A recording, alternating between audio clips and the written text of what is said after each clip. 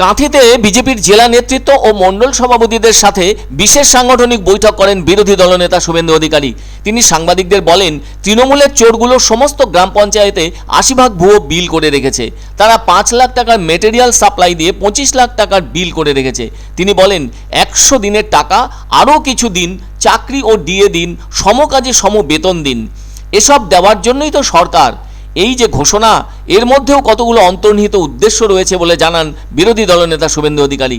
তিনি বলেন, নির্বাচনের আগে ঘুষ বিতরণ এই যে দেওয়া হবে সেটা ডেলি ওয়েজের থেকে মেটেরিয়ালের পেমেন্ট বেশি। তার কারণ হিসেবে শুভেন্দু বলেন, মেটেরিয়াল পেমেন্টের মানে তৃণমূলের চোরগুলো সমস্ত গ্রাম পঞ্চায়েতে 80 ভুয়ো বিল করে রেখেছে।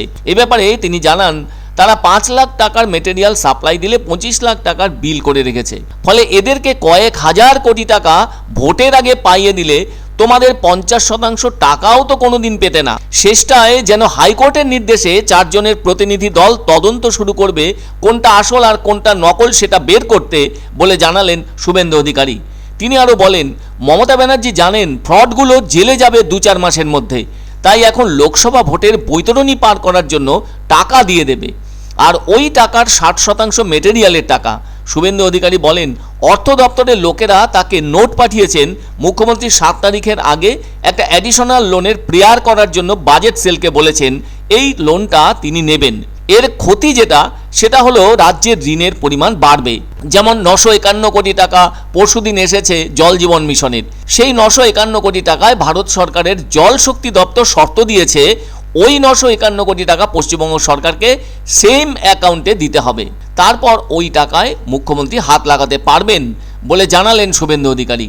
শুভেন্দু বলেন, কফিনের শেষ পেরেক পোতার জন্য 7,000 কোটি টাকা অ্যাডিশনাল লোনের প্রেয়ার করতে বলেছেন, যা কিনা নির্বাচনের আগে মেটেরিয়াল পেমেন্টের নামে তৃণমূলের কাটমানি অর্থাৎ ঘুষ নির্বাচনী তহবিল বলে কটাক্ষের সাথে জানালেন শুভেন্দু অধিকারী।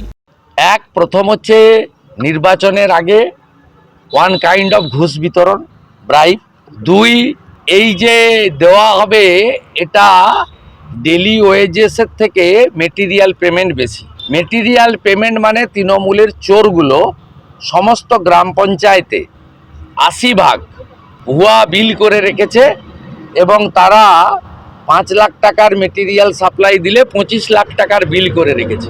এদেরকে কয়েক হাজার কোটি টাকা ভোটের আগে পাইয়ে দিয়ে 50% বলে তোমাদের তো টাকা কোনোদিন পেতে না।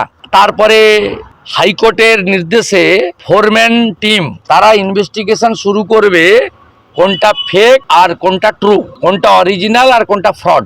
4-ম্যান কমিটিতে সিএজি আছে, ক্যাক, প্রিন্সিপাল চিফ অ্যাকাউন্টস অফিসার আছেন ভারত সরকারের গ্রামোন্নয়ন দপ্তরের প্রতিনিধি এবং রাজ্য সরকারের গ্রামোন্নয়ন দপ্তরের প্রতিনিধি। যে মামলা আমি করেছিলাম সেখানে ধরা পড়বে যে মেটেরিয়াল সাপ্লাই না করে খাতাপত্রে বিল করেছেন।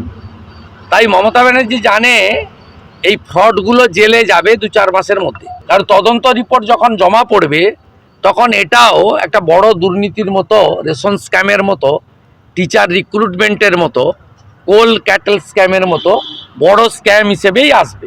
তাই এখন লোকসভা ভোটের বৈতরণী পার করার জন্য এই চোরেদেরকে টাকা দিয়ে দিবে, তার 60% হচ্ছে মেটেরিয়ালের টাকা।